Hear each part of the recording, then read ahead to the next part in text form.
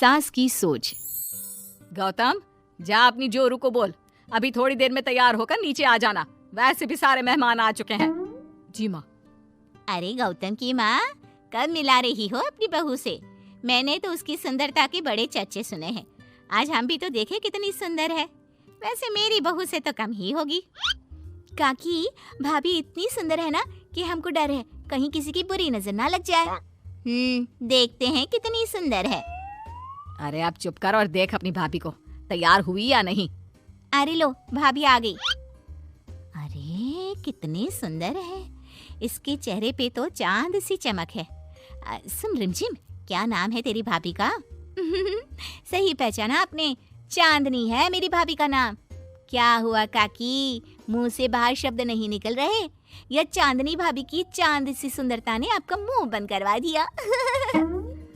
हाँ, सुंदर तो है, पर सुंदरता से क्या होता है?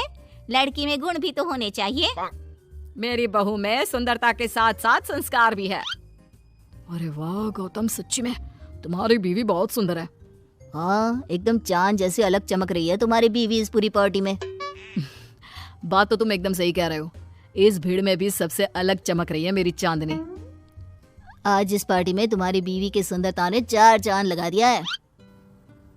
कुछ दिनों बाद जब गौतम की माँ आस पड़ोस की औरतों से गप्पे मार रही होती है।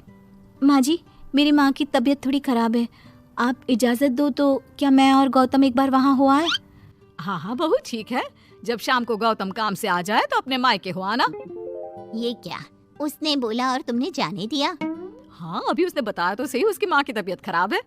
लेकिन तुमने जाने क्यों दिया? तुम्हें मना कर देना चाहिए था। लेकिन क्यों?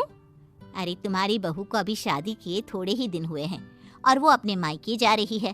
अरे घूमने थोड़ी ना जा रही है, वो अपनी माँ को देखने जा रही है। अरे कुछ नहीं जानती, बहुत भोली हो। ये बहुएं बस बहाने बनाती हैं अपने मायके जाने के लिए। मैं तो कहती हूँ तुम अपनी बहू पे थोड़ा ध्यान दो। एक तो तुम्हारी बहू रूप की सुंदर है, कहीं तुम्हारे बेटे को बहला फुसला ना दे। अरे लेकिन वो ऐसा क्यों करेगी, और वैसे भी वो ऐसी नहीं है, वो मेरा बहुत ध्यान रखती है। तुम ना आजकल के बच्चों को नहीं जानती। शुरू शुरू में ये सास की सेवा करना, परिवार का ख्याल रखना बहुत अच्छे से जानती है, और पीठ पीछे अपने पतियों को परिवार से अलग होने की सलाह देती रहती है। क्यों बहनों, क्या मैं गलत कह रही हूँ? हाँ वैसे बात तो सही है आपकी।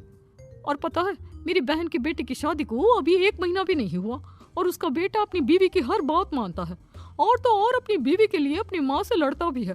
पूरा का पूरा अपनी जोरू का गुलाम बन गया है।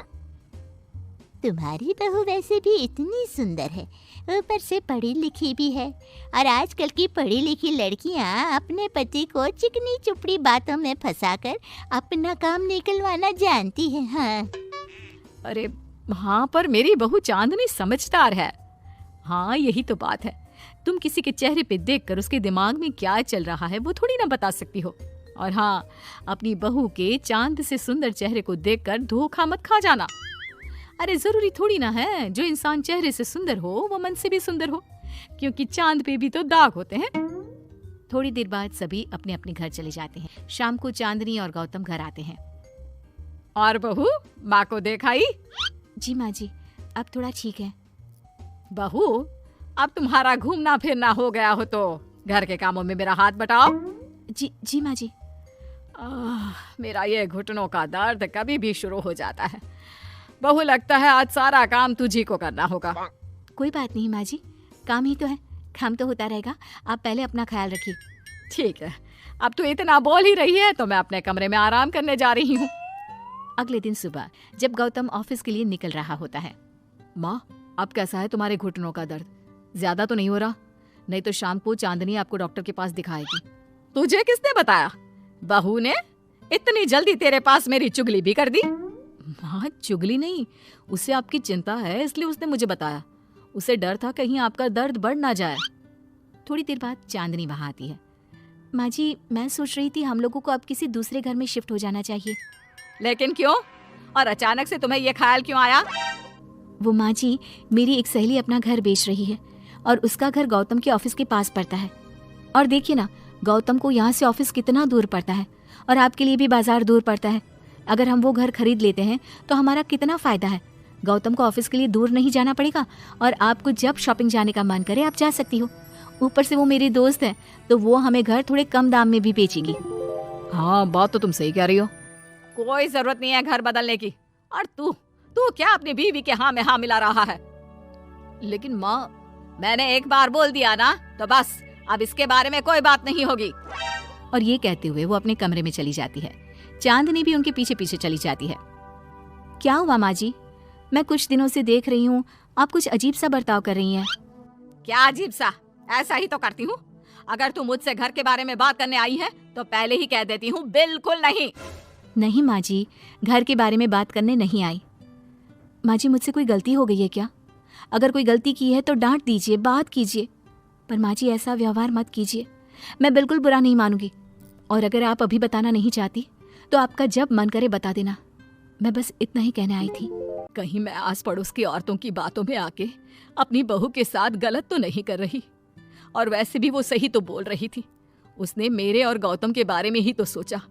वो हमारे बारे में इतना सोच रही है और मैं दूसरों की बातों में आकर उस पर शक कर रही हूँ।